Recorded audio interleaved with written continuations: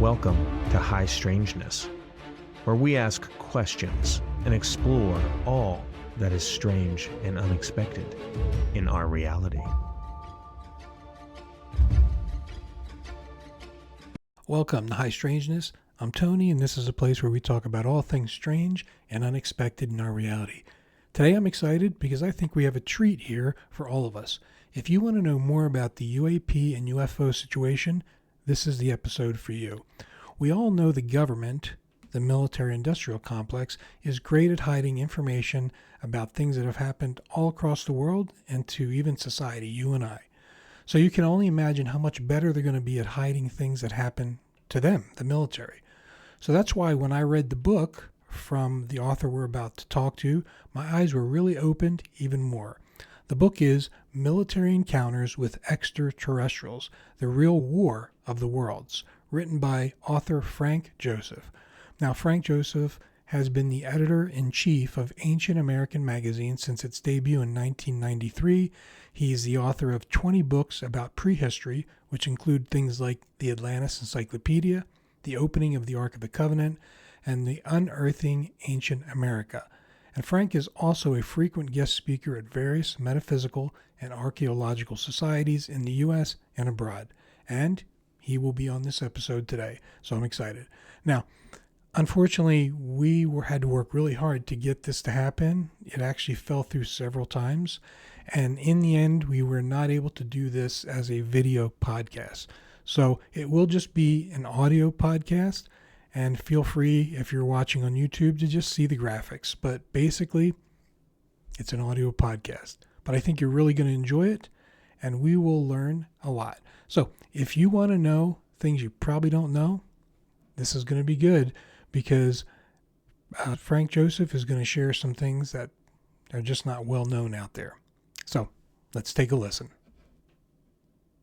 Well, I'm really excited to have you with me today on the show, and this is great. I've read your book.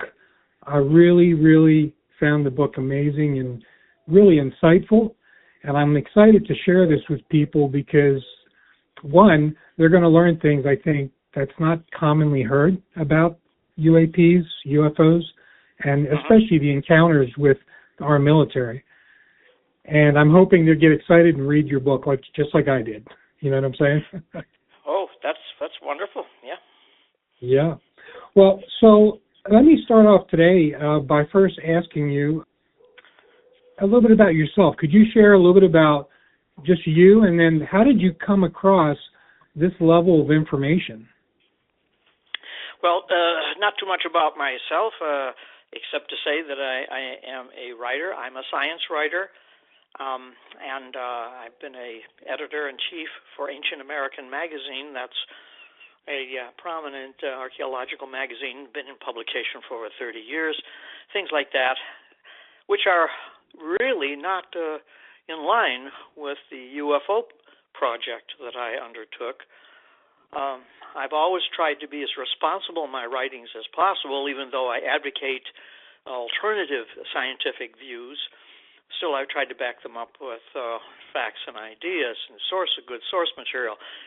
And I was very reluctant to write about UFOs because my reading audience, which includes over 40 books that have been published in over 20 countries in foreign language editions, they're not used to hearing something like that from me. That's pretty extreme. And, of course, people are quite divided on UFOs, whether they believe it or they don't. But I decided I would go ahead and write this book because I could find no books of all of the thousands of books on UFOs that dealt entirely with military aspects of it. Actually, there were a few, but they were not comprehensive. They just dealt with a few military encounters. But I decided that I would try to write something as comprehensive as possible about the military vis-a-vis UFOs. Yeah, and I really love it because you're right. It gives us a different perspective. And I think it's amazing the way you broke down the book. You went from different periods of time in a way that was very easy to follow the information, from World War I to the mid-20th century, late 20th century, and then even to the 21st century. I thought that was really great the way we can follow the information, the way you presented it. It was wonderful. Well, I'm really glad to hear that, because that's what I always strive for, is clarity. That's what I'm always keeping the reader in mind. I self-check myself all the time. Is this clear? Have I been lucid enough and for the reader to understand it? Just one more thing on that, to answer that first question, which I think is important for our listeners to understand, is why did I undertake this book? Because UFOs, of course, are seen by all types of persons. Some of them are reliable, others are not. But people in the military, whether it's the U.S. military or foreign countries, if you're in the military, you become a trained observer. And in the U.S. military, as in most militaries, if you make a report about what you see, you must tell the truth. If it's found out that you have exaggerated or not told properly what you've seen, well, then you're liable to go to the penitentiary. Leavenworth is filled with persons over the years who have given false reports and been found out about that. So if you're going to be in the military and you're going to have a military encounter and you make a report about it, and by the way, you have to make a report about it. You cannot suppress it. If you make that report, you are under pressure to tell the truth, what really happened. So in examining all of these hundreds of UFO reports in various militaries, mostly the U.S. military, we have a superb body of evidence. These are trained observers, and there are people that are under the law have to tell the truth about what they saw. So it's not like the average person, which is not under that kind of pressure.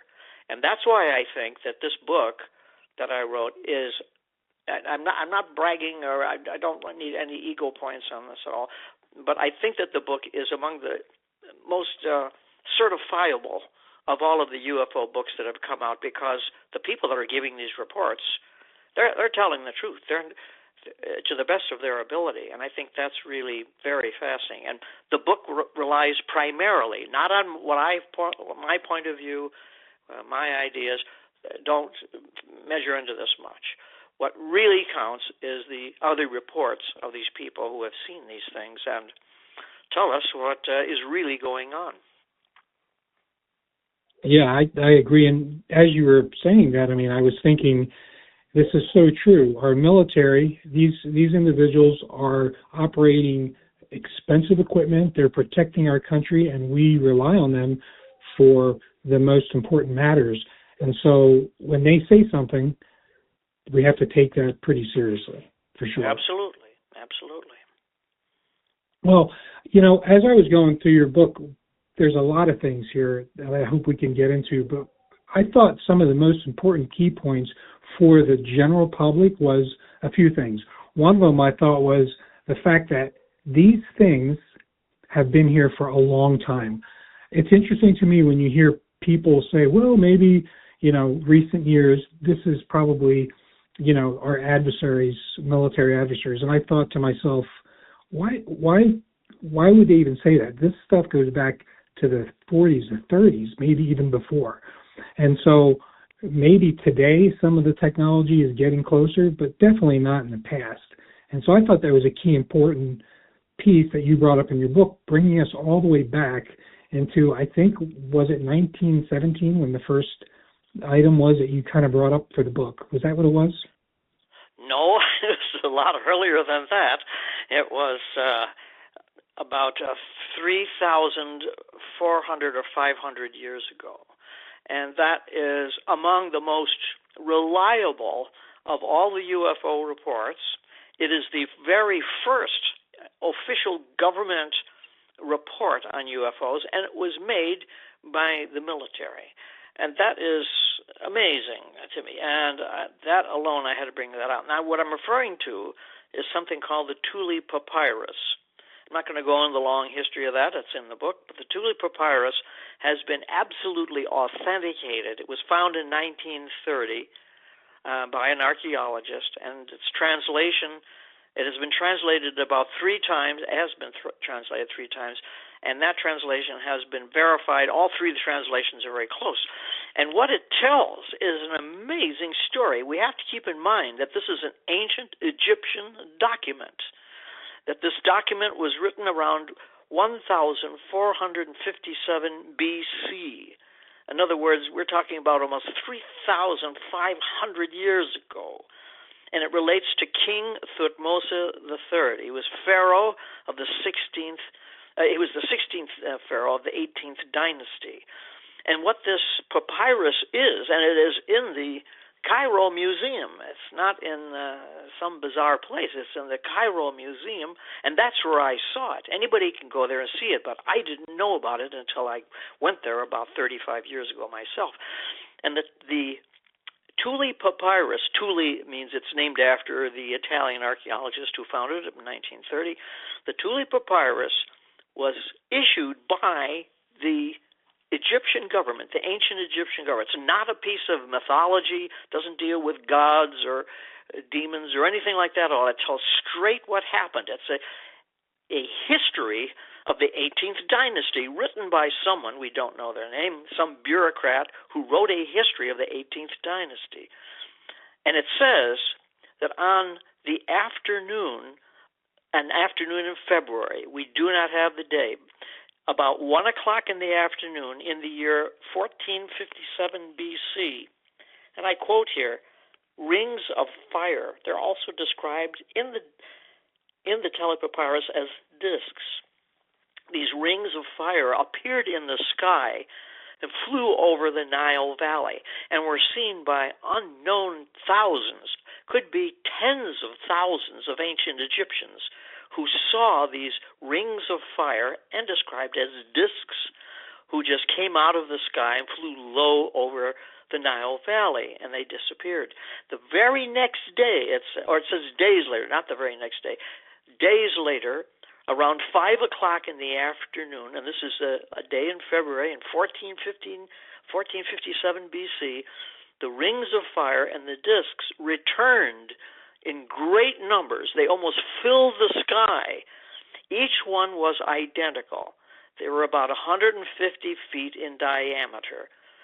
They were utterly noiseless, and that is interesting because that is a common description of UFOs today and for some time, that they make no noise. Very few of them produce any noise whatsoever. And the Egyptian document says that these objects, which were in the hundreds apparently, we don't know, they don't specify how many were seen, flew over and made no noise. And then they created such chaos in Egypt. People are so afraid that Pharaoh was notified. He notified the army. What else could he do? There wasn't anything that, of course, an army belonging to ancient Egypt could have any effect on these machines, this technology. But for political reasons, he had to have a show of strength with as best he could. And so he himself, Thutmose III, and his military officers went out and saw these things. By this time, I would estimate, of course, ancient Egypt at this time had about 7 million inhabitants, all up and down the Nile Valley. Of course, the Nile Valley is very long. They had about 7 million. So it's conceivable. It's conceivable that 1 million people saw this fleet of UFOs flying over ancient Egypt and the Nile Valley. And the Thule Papyrus ends by affirming that this was true and that this was something that was witnessed. So I think that this particular document that is in the Cairo Museum is extraordinarily valuable because it is not only the first documentation of UFOs by military sources, but it's also one of the very best. And it's amazing that their description as rings of fire or fiery discs is very close to descriptions of UFOs today. So that I wanted to mention that. That is the earliest one in the book. There are indications, not as good as that. This is a solid document. There are indications, however, of UFOs being sighted as far back as the Ice Age, because there are some intriguing examples of cave art which could or could not be something extraterrestrial. But nonetheless, we do know that at the very earliest, 1457 BC, ancient Egyptians saw these objects, and there were sightings, of course, from that time all the way until the last century, and that's when the book really begins, is with World War I. And the reason why the book begins with World War I, as far as I can tell, and all the research I've been doing on this, is that between the time of ancient Egypt all the way up until World War I, all that length of time, all those centuries and millennia, there were many sightings, but there was no serious interaction between.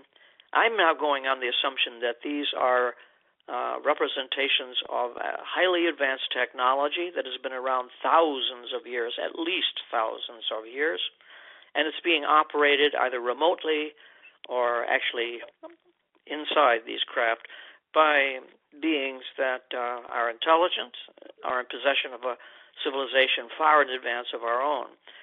I don't try to prove that. I let the evidence speak for itself. But I think that what has happened is that all through time, all through human history, these beings have been watching us, visiting us, but have not interacted really very much. There are a few instances, perhaps we don't know, until World War I. That represents a major shift in the relationship between human beings and aliens. And this, I think, is why military encounters with extraterrestrials is important and has something original to add to the debate. And that is that there was this shift that took place. Why would that happen? What is this shift?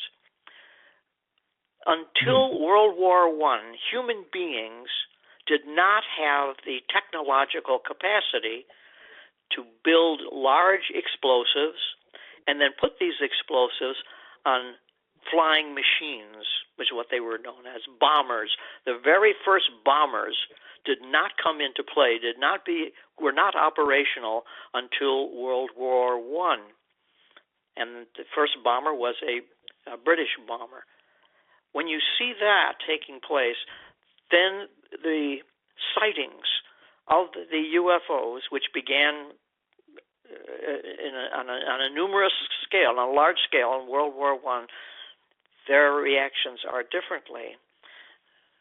Not only is there more ET interest in the military, but there were attacks, literally military attacks launched by extraterrestrials against arms manufacturers.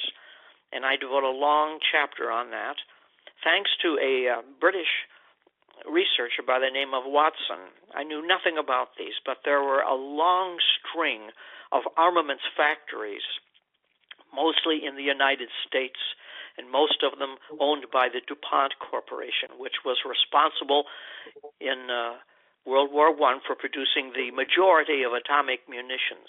And these munitions factories, the evidence is, and I can't go over it here because we simply do not have enough time, but the evidence strongly suggests that these munitions factories, which as a matter of record were destroyed, did explode, were attacked by these beings from another world. In other words, they tried to intervene to stop World War I by depriving us of our munitions.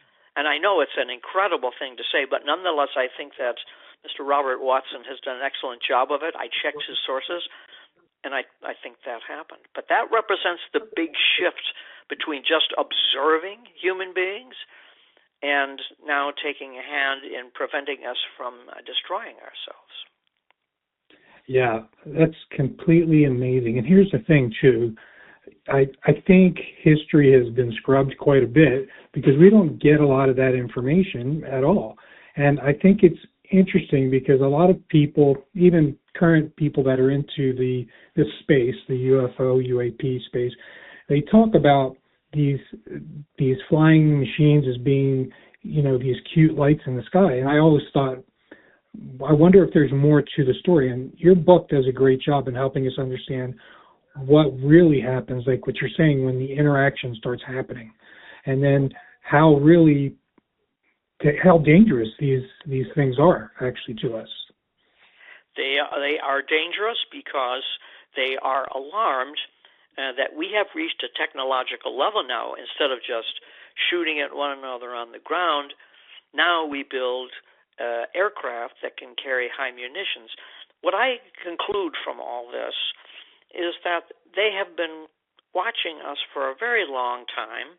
If they have the ability to travel at will between not just planets but galaxies, they have undoubtedly seen other worlds like Earth. They have undoubtedly come across beings that are similar to us, at least fundamentally. And people say, oh, how come they don't land on the White House lawn and make a big deal about meeting the president? I don't think we're that special to them. I think they have seen so many that we're just another exhibit. It would be like a man today in a boat or a ship, and he goes from one island in the Pacific to the next, and he meets various animals and tribes and so on. Well, after a few dozen of these, it gets to be like, well, they're all I've seen that before. I believe that that's the same thing with them. The other thing that they are alarmed about is not that we destroy ourselves. I don't believe they could care less whether we destroy ourselves or not. I don't think that they're our space brother or trying to save us, or none of that comes in the record at all. But I think what alarms them about our having built that early biplane bomber so long ago that only carried a couple 100 pounds of high explosives, they could extrapolate where this species, referring to us, they could interpolate from that invention where we would be in a short space of time. And it is amazing, isn't it, that between less than 100 years after that crude biplane bomber of 1914 until just another 20 or so years that we had a B-29 bomber that dropped an atomic bomb on Hiroshima. And now we have a space force only a little more than 100 years after World War I, which is nothing, even historically. Just a little more than 100 years after that biplane bomber, the first one of its kind, we now have a space force which can put atomic weapons into space. Well, that can be very alarming for someone who is in space. And we are now a potential threat. I mean, our behavior as a species is incredibly warlike. What we do to our own kind, what we do to other living species, is not gentle. And they are observing these things, and I think they regard us as an exponential threat. What we did in 1914 are doing now in 2024, and will be doing in the next century. I think that concerns them, and that's why they are monitoring us, and sometimes they're interfering with us. One of the interesting incidents that is mentioned in the book is a telecommunications satellite just a very few years ago that was set to be launched by Elon Musk's corporation, SpaceX. And this was a highly developed paramilitary communications satellite. The photographs that were taken of the spacecraft before it was launched and as it was attempted to be launched show that there is an unidentified flying object which makes a very close pass to this telecommunications satellite rocket and blows it up, completely, utterly destroys it. When Elon Musk was asked about this, I'm not the first to have discovered that. I didn't discover it at all. Others saw the photographs. When Elon Musk was asked about this potential destruction of his SpaceX by extraterrestrial, he did not laugh it off, and he was very cagey on the subject. But he said something to the effect, "I wouldn't be surprised." So he knows more than he's saying, obviously, or more than even he can say. But they destroyed, I believe. I think the evidence is quite strong. I wouldn't have put it in the book unless I didn't think the evidence was good for it. The evidence is quite strong that his telecommunications satellite was deliberately destroyed by some higher intelligence because they didn't want the military application of something as highly advanced as that going into space. And they have destroyed other rockets and missiles and guidance systems. This was not the first or the last by any means. Most of the UFO sightings today at this moment are being made over, as will surprise none of our listeners, the Ukraine. And there has been some really superb documentation by the Ukrainian armed forces about the things that they have seen there. The best was taken not too long ago by the 406th Battalion of the Ukrainian Army. It's been released and shown on the internet. And this is a video that was made by one of their drones, which was monitoring a combat area when it saw this very untypical craft just nailed in the sky. And you can hear the Ukrainians on the videotape saying, how is that possible? How can they hold position like that? It's not a helicopter. And then after some minutes of observing it and photographing it, the object took off at a speed that was estimated at about 1,200 miles an hour.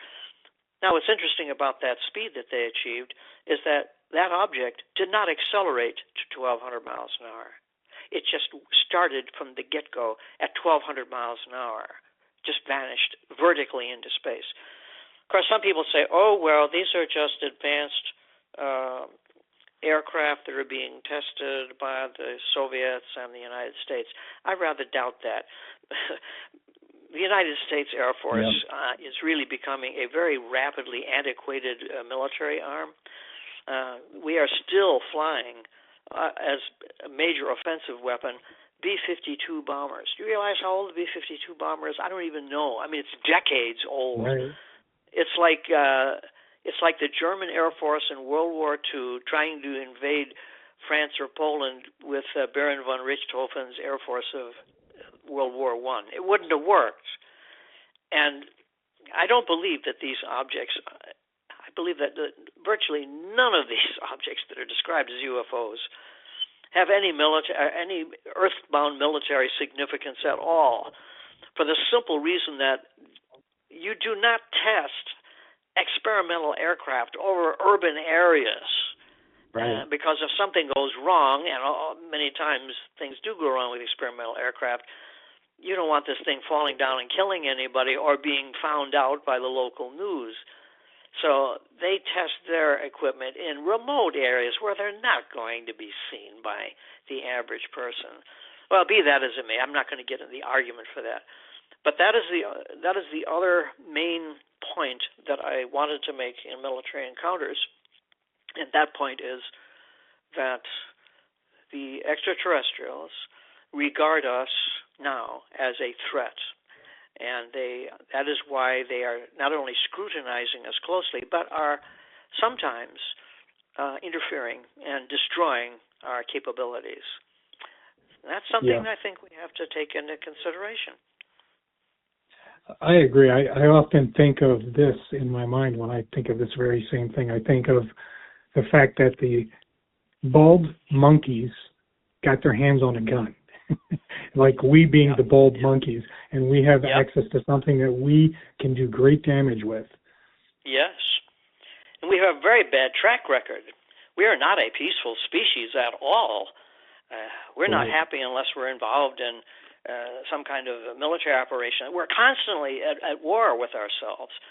And if we were by nature a more peaceful species, then the ETs wouldn't be that much interested in us, perhaps. But they know we are dangerous, and we are. We're a conquering, destroying species. And if a species like that is given the kind of technology to go into their realm now, that's something that is obviously very important to them. And that's something that I hope that someday our leaders, if we can call them that, will regard as something that needs to be taken more seriously. I agree. Now, I love where we're going. I want to take a peek back at one other thing that I think you brought up in your book.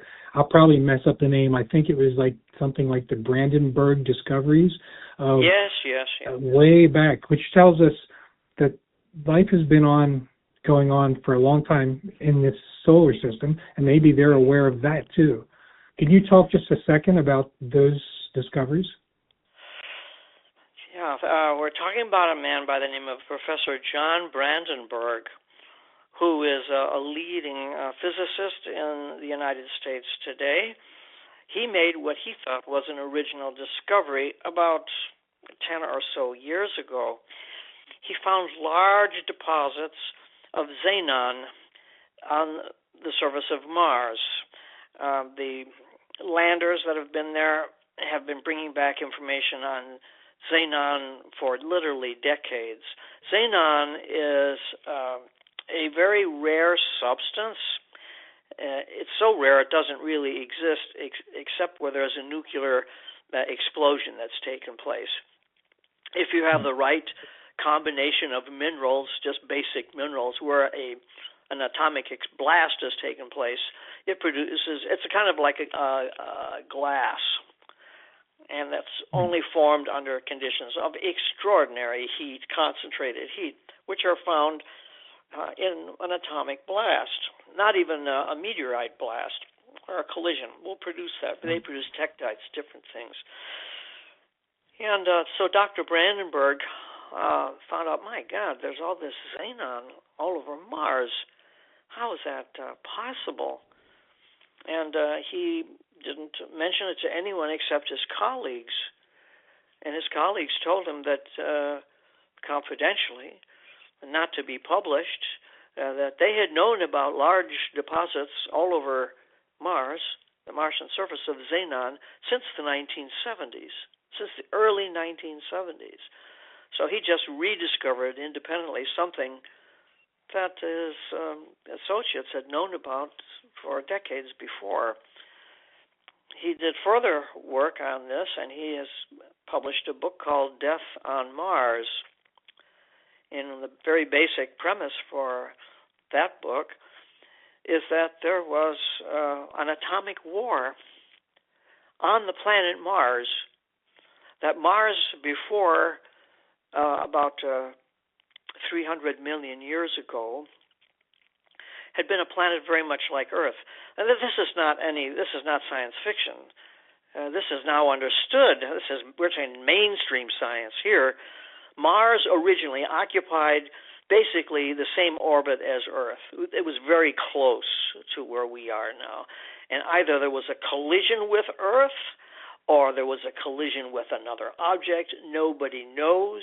But that is what kicked Mars out of our too close orbit and sent Mars into the most extraordinary orbit of all the planets in the solar system. There is no planet that occupies such an incredibly oblong, very long and eccentric orbit, and something happened long time ago to send it out there. And this is now known science, space sciences. But what is not talked about are these extraordinary deposits of xenon all over the surface of Mars. And Dr. Brandenburg was, through his research, and I mentioned that in the introduction, through his research and the research with his colleagues, he's gone public with this. He's the only scientist that's gone public with this. He's a university-trained, highly accredited scholar. This is not a science fiction writer. And he concludes that about between, say, 300 million years ago, or maybe as long as 1 billion years ago, there was a nuclear exchange on the planet of Mars, which was responsible for blowing its biosphere out into space, because until this nuclear event took place, Mars had an atmosphere similar to ours. It had lakes, even oceans. It had everything necessary. It was in the Goldilocks zone. It had everything necessary to have life on there. And it did have life until someone came along and detonated atomic devices all over the planet and turned it into the dead place that it is today. If a statement like that had been made by anyone lesser than Dr. Brandenburg, it would be something that is so fantastic it's just to be dismissed out of hand. So that's what the history of ETs and the history of space really is a military history. We can't get away from it whether we like it or not. It isn't just pure exploration as we try to think it is. And that is, I think that's something that is very crucial to our understanding of this entire UFO phenomenon. I love that. Thank you for sharing that, especially that history. One of the things that I think people get caught up in doing is only recognizing this short snapshot in time and thinking this is all it is. But to really appreciate what's in the history is so important, and I'm glad you covered that in your book. Now, one of the things that I thought was interesting also in your book, and I've heard this from another person in the UFO space, meaning the area of study, is a gentleman named Stephen Greer. He talks a little bit about this, and I thought it was really interesting that you covered it in your book also, and that is the fact that we, the humans, have actually developed some skill in taking down UAPs. And I thought that was really interesting to hear that. Can you talk a little bit about that? Yes, we have. There have been really quite a few takedowns. The earliest one, and it seems that it's credible, although the documentation for it is very sketchy. The earliest known takedown of a UFO was by Baron von Richthofen in World War I. This is a report that was made by his wingman at the time, in which they happened to stray across one of these objects, and they just fired on it with a very small machine gun, and that was enough apparently to bring it down. And the documentation for that, I think, is very interesting. I was reluctant to put that in my book because, again, it's a very fantastic claim, but the subject we're talking about is also very fantastic, so it gets pretty bad. One thing that I think is more credible was what happened at Roswell. The Roswell incident now has been pretty well confirmed as something that really took place. There's a lot of evidence now for that that's come out. What happened at Roswell, so how is it that these two objects, they just crashed in the desert? What, they lost control? They were flown by inferior pilots, or what happened there? It looks as though that there was a definite attempt to destroy or at least bring down one of these objects. And that was carried out by a man by the name of Admiral Forrestal, who was in charge of the United States Navy. And then he later became Secretary of Defense, the Secretary of War, as it was known back then in the 1940s. And he was able to set up a kind of a radar net that when these objects would be seen, and they were expected to be seen over a sensitive area, a bomber command area, that this network of radar would literally turn these objects into flying microwave ovens and just burn everything that was inside the objects. And that's, in fact, exactly what they did. I go over that in greater detail. We just don't have enough time, unfortunately, to mention that. But the Roswell incident was an example of a takedown in which these two objects were shot down. There, of course, have been losses on both sides. We, in fact, have been in a shooting war with the UFOs since World War I. And it's almost equal on both sides. These objects don't have any armor. They're incredibly thin, as a matter of fact. They're like some of the more credible examples of UFO material that have been captured, if you want to call it that, or brought to light. It's like they're made of tinfoil. They're not made of heavy metals that work into our aircraft. So that's probably the biggest confrontation that actually took place was the one that was in Antarctica. This was something known as Operation High Jump, and I spent a couple of chapters on that. And Operation High Jump, which was actually envisioned by Admiral Forrestal, was a major clash between U.S. forces in Antarctica and extraterrestrial forces. And the extraterrestrial forces clobbered the Americans. The ETs experienced no losses whatsoever. We lost ships and planes and men, and we hightailed it out of there. That is an incredible story. It's just that something as big as a battle like that could be contained would have been made only possible by the fact that it took place in the most remote spot in the entire world, which would be Antarctica. That was in 1947. It was in February 1947. It's very well documented, and it's just one of the greatest examples of what you brought up, that there are UFOs that have been shot down, and there have also been our aircraft that have been brought down. Yeah, I think that story there, when I first heard about that a few years back, I did not have too much detail about it, so it was really great to read that in your book.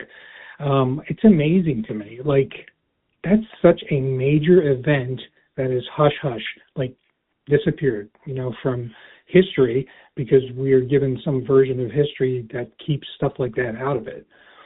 But it's flat out amazing. And, I remember also something referenced in there, like the German connection, or was it Schwabenland or something like that? Yes, it was called Schwabenland, yeah. It was named after the ship that brought the German scientists there. And that was in 1939. Some people have thought, the Germans got some kind of UFO technology and so forth. There doesn't seem to be any indication of that. I really researched that as hard and long as I could, and that does not appear the case. I think the Germans got very frightened from what they saw. Again, the documentation is sparse and abundant at the same time. It seems like a contradiction. There are a lot of great records about U.S. Navy records, as a matter of fact, and also some of the Soviet records that were declassified after the fall of the Soviet Union have been enormously valuable, talking about what really happened with Operation High Jump. Just really great stuff. And these things are accessible to you and me or anybody. It just takes time, and you have to dig for it. Not everybody has the time or the patience to wade through all this stuff. But if you do so, it's really rewarding. This information is not really that secret. Some of it's been destroyed. It's interesting that when the Germans went down to Antarctica in 1939, this was just before the war broke out, they invited Admiral Byrd to come down and join them. He actually went to Germany and spoke at the Antarctica expedition meeting they had there, a kind of a convention. He wished them well. He wished he could go, but relations between their two countries, unfortunately, were deteriorating very badly, and he could not go.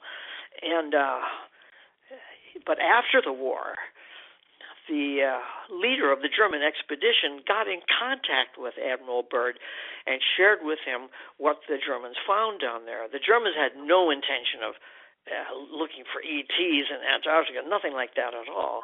They were just looking for scientific information, meteorological information, things like that. But in the process of that, they found things which frightened them. And the commander's name was Richtler, Commander Richtler. He and Admiral Byrd were friends, and Richtler got this information to Admiral Byrd, who was so shocked by it that he urged his friend, Admiral Forrestal, that I mentioned, to actually launch a military invasion of Antarctica, and that's what happened. It's incredible, like you say, the cover-ups, but that really happened. This was a military task force with an aircraft carrier, submarines, aircraft, helicopters. We're not talking about a scientific expedition. We're talking about a military invasion of Antarctica that took place at a time when the U.S. military was really winding down. The war was over. We had no enemies anywhere. We were destroying so much of our own equipment, beating our swords into plowshares, that sort of a thing. And now here he comes, Admiral Byrd, with his friend Admiral Forrestal, and says, stop that. We need some of these weapons and these weapons carriers for our task force, a military task force, to go to Antarctica. Well, why would anybody send a highly armed task force of all these warships down to Antarctica if there's nothing there? Well, they went there, and they certainly found more than they bargained for. And when they got blasted badly and lost ships, they couldn't even make it back to the United States. They staggered into Chile, into Santiago. And the Chileans came out to bring men off of the ships who had been badly burned. What's all that about? Then Admiral Byrd was interviewed by the major Chilean newspaper. And he pretty much he skirted the issue, but not very much. He said more than he was meant to say. And he said the greatest threat in the world today are aircraft that can go from pole to pole in a very short time. Well, at that time, 1947, there was nothing like that. There wasn't even anything like that on the drawing boards. Why is he just saying things like that?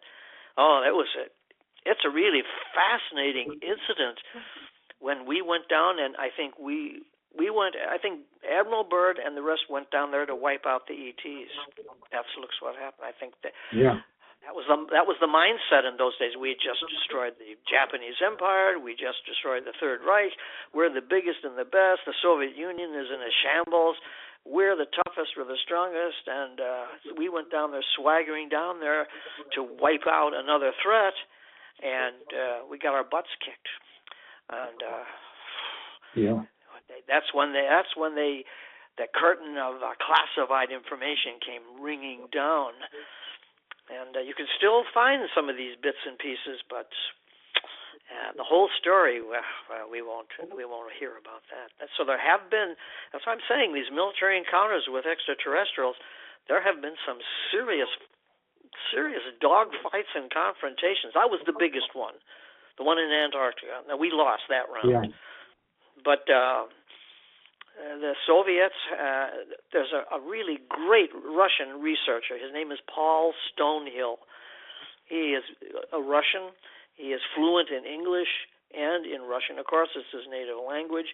And with the fall of the Soviet Union in the early 1990s, he rushed in, and he was able to go to the Kremlin and get all of this highly classified information, which was suddenly declassified. And he went straight for the military files, and the stuff he found, and he translated some of that into English here, and I've used some of his material.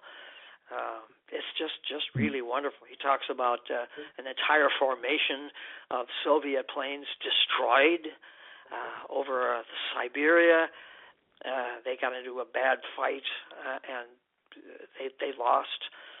The first American loss actually goes back to 1943 or 44. I can't remember. I have to go back. It was a B-17 bomber. And the B-17 bomber was on a regular run to bomb some German city. And the formation that it was in was approached by these strange aircraft. They were very far out of range. The Americans thought this must be some new kind of German aircraft. It wasn't. Germans were nowhere near that airspace when the Americans are coming in, as it turned out. And this material, they dropped to this material, and they're wondering, well, what is this stuff? And this material landed on a B-17 and caught the entire aircraft on fire, and the thing fell like a torch out of the sky, and every man on board was killed. And that is a real military reported incident that actually happened. And the RAF pilots and crew members had so many encounters long before the United States got involved with these ETs that they reported to Churchill, and Churchill freaked and completely put the kibosh on any kind of news getting out on that at all whatsoever. And now that information about Churchill being aware of the UFOs and reacting to it that way, that came out in the Daily Telegraph, which is a major London newspaper a few years ago. That's all that information about Churchill, fully aware of UFOs and how it was a danger as a threat to the Royal Air Force. That's now completely known.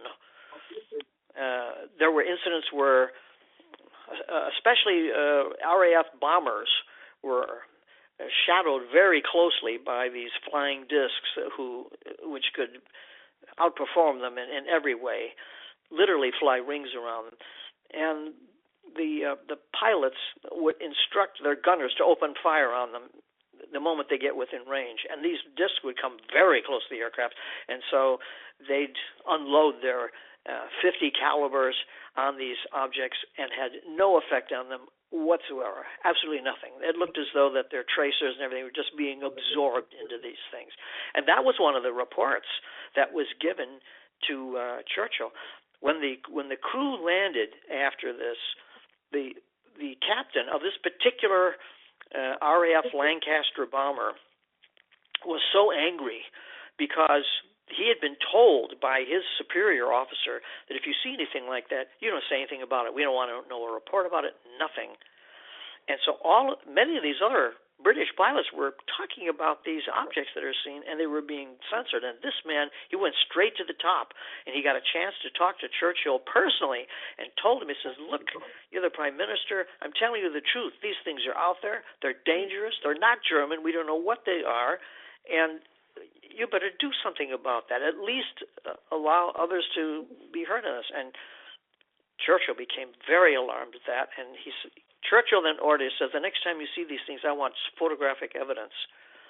And they gave him a lot of photographic evidence. None of that has come to light. We don't know where those photographs are, or even how many, but we do know that the RAF had a lot of photographs, excellent photographs, taken of these objects, and they all went directly to Churchill. That completely convinced him. It's a long story. I won't go into much more of it, but the funny part of it was when Churchill got a chance to come to the United States sometime in 1942, I think it was 1942, and head of the Casablanca conference, he says, look, I've got to speak to General Eisenhower, who's in charge of he's the highest military command in the United States.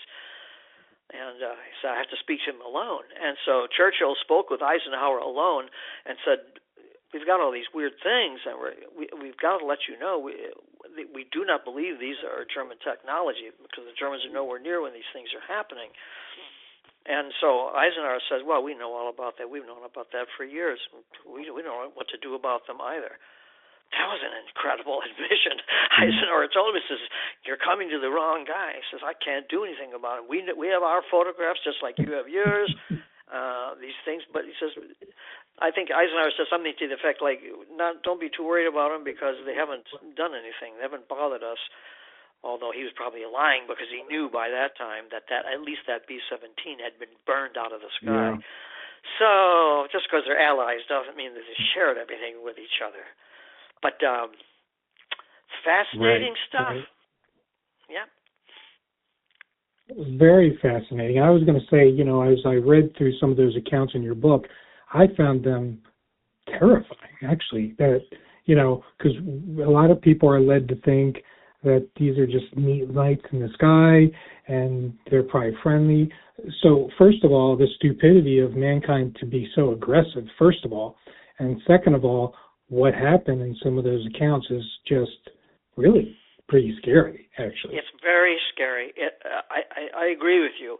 And sometimes the earthbound jet pilots are not doing anything aggressive. They're flying military aircraft, right. But they're not really, they don't necessarily attack these objects. As a matter of fact, after that flight of Soviet MiGs were completely destroyed over Siberia, the Soviet High Command, called Stavka, issued a command which Stonehill was able to get a copy of, and it was easy to get a copy because this command had been published and republished many times all throughout the entire Russian armed forces, that if you ever encounter objects like this, under no circumstances fire on them or attack them in any way. Unless you are attacked. If they attack you first, then you can do whatever you can. Not that's going to do you much good. But if you see these things, they're just to be left alone. And that as far as I know, that command still exists in the Russian armed forces today. There was a very horrible incident that took place in the 1950s in which there was a two-man jet fighter, actually more of a reconnaissance, but it was armed reconnaissance. And a large object was seen over Michigan, over northern Michigan, not too far from, it was actually over Lake Superior. And it was seen on radar. No one saw it with their own eyes, but it was a large object. And it was at least 500 feet across. It was very large. Wow. And this is another incident in which it is the evidence for it, the documentation is clear. It's there. And so radar, this was like in Sault Ste. Marie. I can't remember exactly, but I think that was it, in Michigan. So, this object was traveling at a very slow rate of speed. It was 500 feet across, and it was at not a particularly high altitude. It was like at about 20,000 feet, something like that. So there was one of these starfighter armed reconnaissance planes somewhat in the area, and it was ordered to go check it out. The fellow piloting it, the chief lieutenant, his name was Mockla, Mockla. And so they were vectored to where this object was. It was close to the Canadian border. And he was vectored there, and he made visual contact of it, said it was very large. It was very bright. Had no idea what it was. Radio contact ceased. His aircraft was being tracked on radar along with the 500-foot long UFO. The two blips on the screen merged. The 500-foot diameter object flew off at an incredible speed, and nothing was ever seen of that aircraft again. Nothing. It was one of the largest air-sea rescue searches in history up to that time. Absolutely not a trace of Mockla or his sub-lieutenant was found. No, not a trace of the aircraft. Nothing. No one on the ground saw anything. And the United States Air Force came out and said, it must have collided with a Canadian plane, civilian plane that crossed into that area. The Canadians, when they heard that, they were not happy. They said, we had no aircraft, civilian or military, in that area whatsoever, and there was no collision. There was nothing. No one reported anything like that. And to this day, not a trace of Mockla or his fellow airmen has ever been found. And there is a monument that his family put up in northern Michigan. You can still see it today. And the Mockla monument says something to the effect that our son on such and such a date had a fatal encounter with unidentified aircraft. So they do things. Now, whether he and his plane were completely abducted, taken away, and never returned, or he was vaporized, who knows? But nonetheless, that actually happened. I have not exaggerated a jot of the information on that story, and there have been others like that. So there are some frightening encounters, to be sure. It is. It's amazing. It's frightening. And my question, Frank, is with stories and situations like that, in combination with, the overwhelming defeat, I guess is the best thing to call it, for the down in Antarctica, do you think this is the reason why there is a failure to disclose any of this from our military and our government?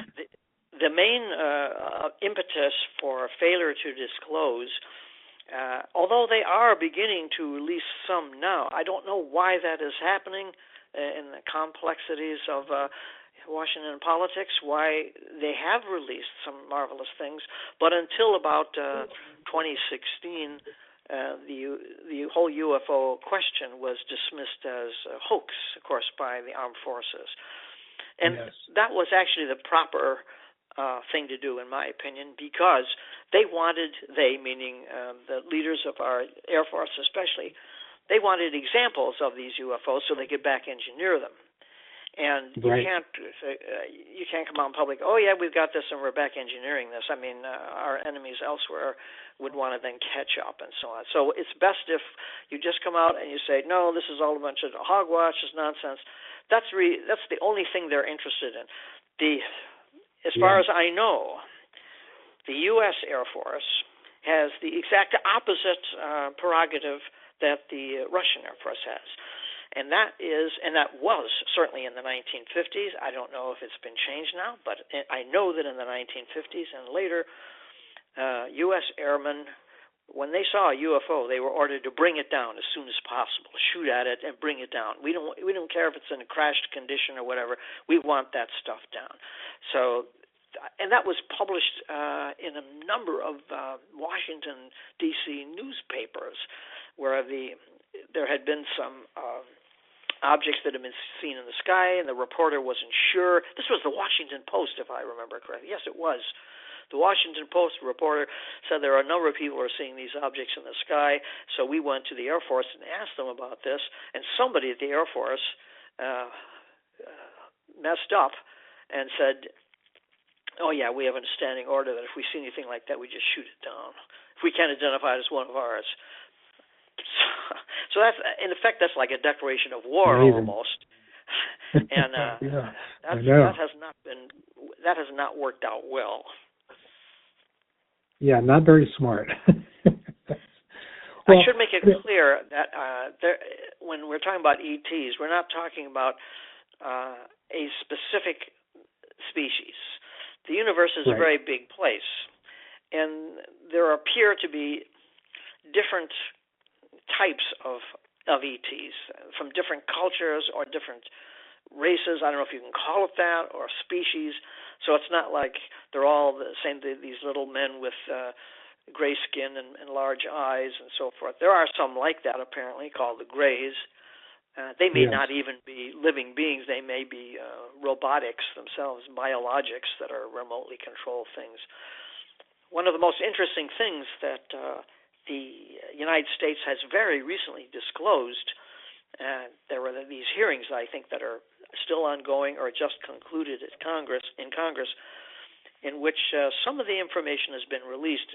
They've talked about an admiral, a U.S. admiral, who was on board a submarine in the North Atlantic not too long ago, I guess within the last 5 to 7 years, and they encountered something under the water that was being propelled, and they didn't know if it was Russian or what, had no idea. And they were monitoring it, and this object seemed to be monitoring them, and then lost interest in them and left them alone. Oh, that's not so bizarre, but the impossible thing about that was, is that the object, whatever it was sizable. They say it was at least 100 feet long. It didn't threaten anything. It just sort of came out of nowhere at a pretty good rate of speed, but understandable rate of speed, something like about 40 miles an hour or something under the water. And then it left. When it left at a speed of about 800 miles an hour. Now, it's amazing. That's impossible. That's completely impossible. If there was a solid object, 100 feet long, traveling 800 miles an hour under the surface of the ocean, it would have created a tidal wave that would have been unimaginable. It would have the effects on the ocean would have been catastrophic. How is it conceivable that something that went 800 miles an hour, and when it didn't accelerate, it just went 800 miles an hour? It's crazy. It's beyond our understanding of physics. It completely. Well, the other thing they talked about too was the U.S. Navy. They mentioned that the top fighter now, the F-17, is able to withstand a turn up to 17 Gs, and they think that's really terrific. If you go any faster than 17 Gs in an F-16, you'll have a structural failure. It'll just destroy itself. Yeah. The U.S. Navy has routinely monitored these objects on radar and with other kinds of instrumentation I'm not even talking about, detective information, where they've seen these objects that are making turns not at 17 Gs, but at 1,000 Gs. There is no material known that could withstand something like that. Certainly no creature living inside something like that. They would be reduced to butter.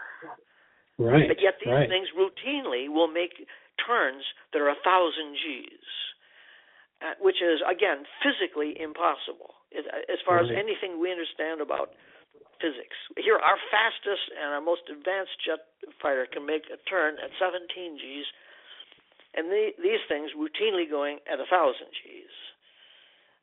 And It like I seems say, to they me don't that accelerate. And there's no evidence of any Yeah. propulsion at all, none. Sometimes It- there it's- are. I was going to say, it seems to me they must have found some way to envelope themselves in some anti-gravity bubble or something. It's just Something. incredible. Yeah. Yet they are physical. These objects they are tracked on radar, which means that you have to have a signal that bounces off of it and comes back. Same with sonar. They are physical, but nonetheless, they can do these. But I've always thought that, or not always, but just thought recently when I heard this, that an object going 800 miles an hour below the surface of the sea It's inconceivable. the effects of that would have been more than noticeable, and yet they had no effects at all, none effects. So that's what we're dealing with. We better not pick a fight with these people, because we have been kind of like in a war of the worlds since World War I, but it's really been skirmishes more. We haven't had drawn-out fights except in Antarctica, and except for that formation of Russian MiGs, which vanished away. But if we get into a real fight with them, and we're going to drag out our 50-year-old B-52s, and I don't think that's going to work too well. So we're picking a fight with somebody that we wouldn't stand a chance with. And if these are the same people that did what they did to Mars several hundreds of millions of years ago, what could they do to us? Time to these creatures, I think, is absolutely meaningless. They probably can bend time. They use time probably in the same way we use the wind to fly and so forth. You cannot take a rocket ship from Proxima Centauri, which is the closest star to Earth, and expect to be here anytime before 10 years at the very soonest. So what they do is they probably have their vessels, if you want to call them that, or ships or craft, they probably are dynamos, incredibly powerful dynamos, and they create their own black holes. And when you create a black hole, what happens? You are able to bend light and bend time. We know that that's what a black hole does. We don't understand how that can happen. Anything that goes into or falls towards a black hole gets compressed so that you can have something like the largest skyscraper compressed into the size of a walnut in a split second, less than a second, if it falls into a black hole. And that kind of gravitational centricity can bend time and light. And that's what I think these things do. They're dynamos, and they go in some place and they know where things are, and they create a dynamo that bends space and time, and that's how you get there. Or they can travel into black holes. Like, that's the reason why we're in a spiral galaxy, because at the center of our spiral galaxy is a black hole. It's like going down the drain. If you pull the plug in your bathtub and you see all the foam turning into a spiral, that's exactly what's happening with us, a spiral galaxy. And these people, these creatures, know how they can zoom in and out of these black holes and go wherever they want. You better not think that your technology is going to intimidate these creatures. Yeah, it literally is as bad as the movie Independence Day, probably worse. Exactly. It's unimaginable, and they don't have to.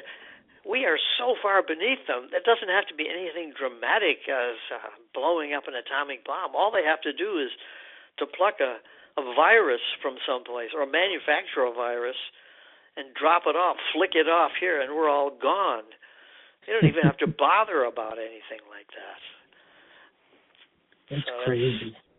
I mean, if we can, and the accumulative mentality of human beings, the accumulative mentality of human beings is so low that here we are, for example, right now, the President of the United States has just authorized Ukraine to send potentially atomic-tipped warheads into Russian territory and expect nothing to happen. No response. Don't worry about it. Hey, I mean, the level of stupidity in that alone, just as an example, and that arrogance. What's it going to be when the ETs come down and say, we have only one request from you folks. You have to get rid of your atomic bombs. This is ridiculous. Your kids can't.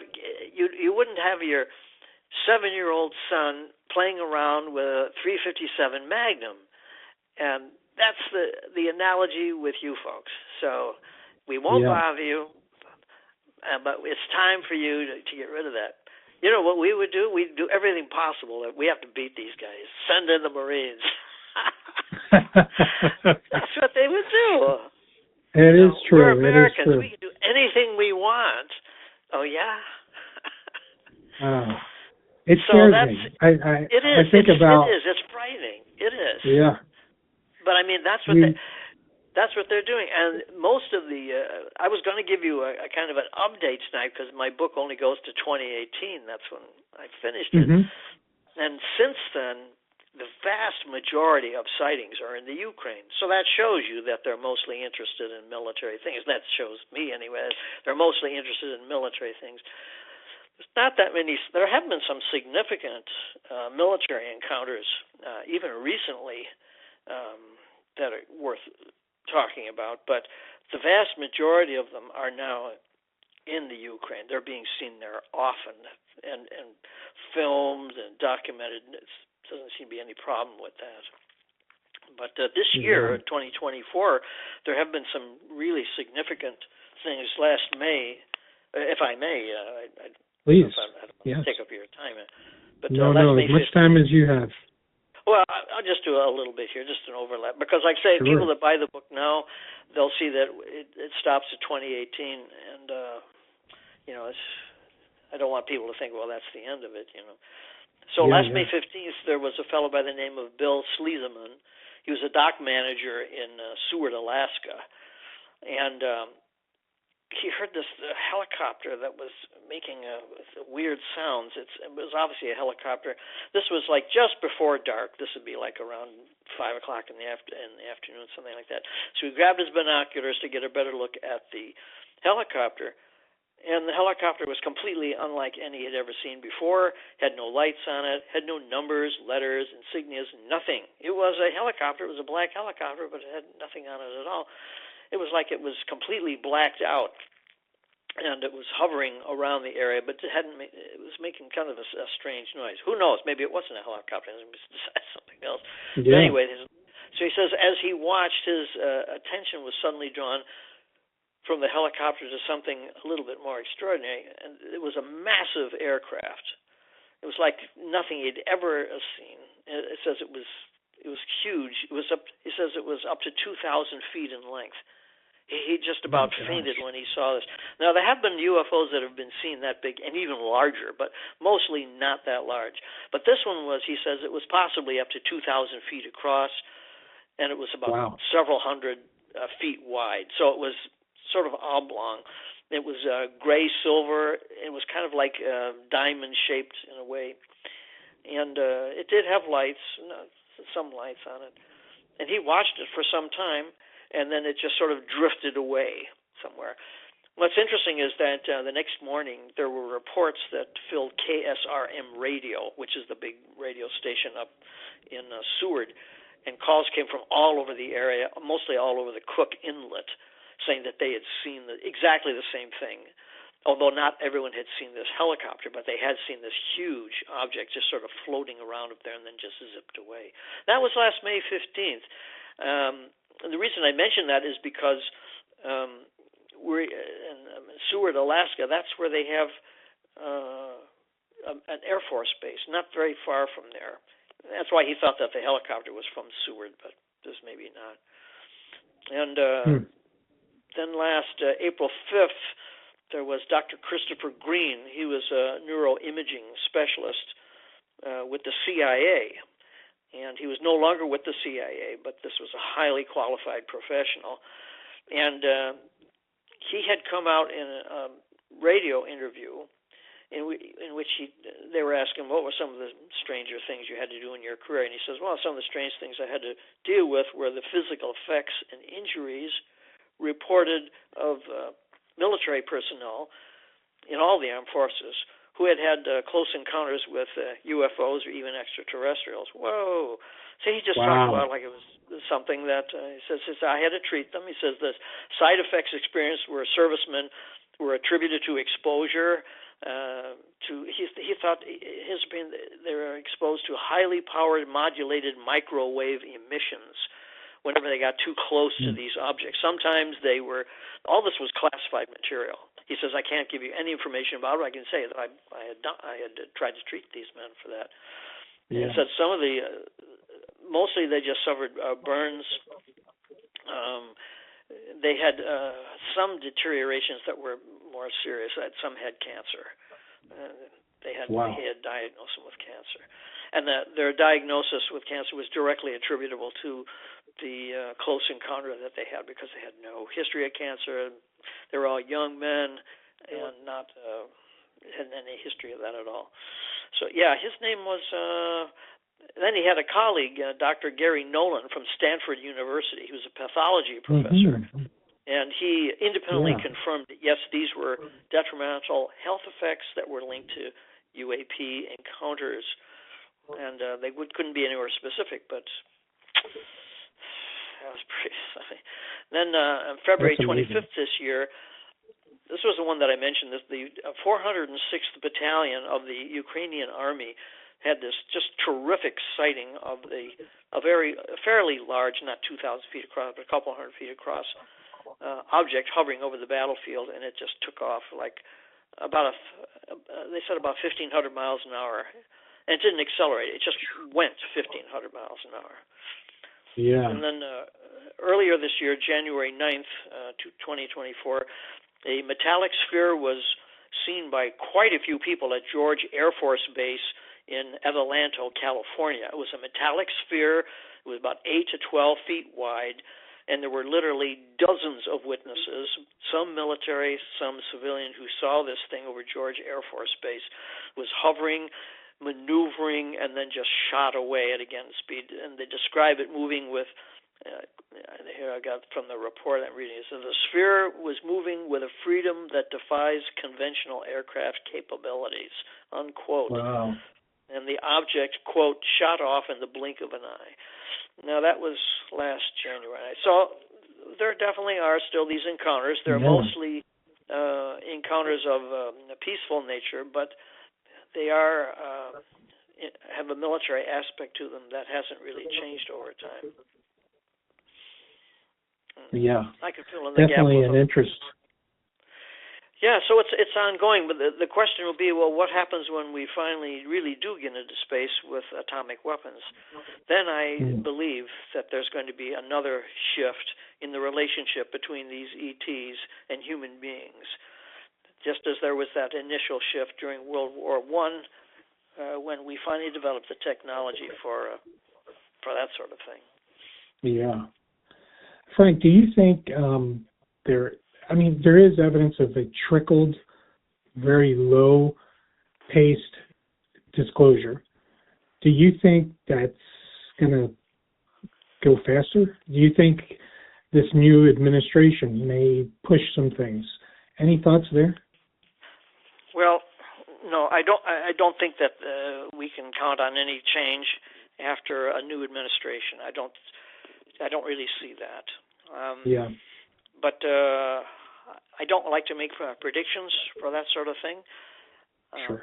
It is heartening, though, that the U.S. military has been and is releasing new material, little dribs and drabs, but things are coming out, and it's no longer ridiculed as it was for so long, and now it is taken seriously.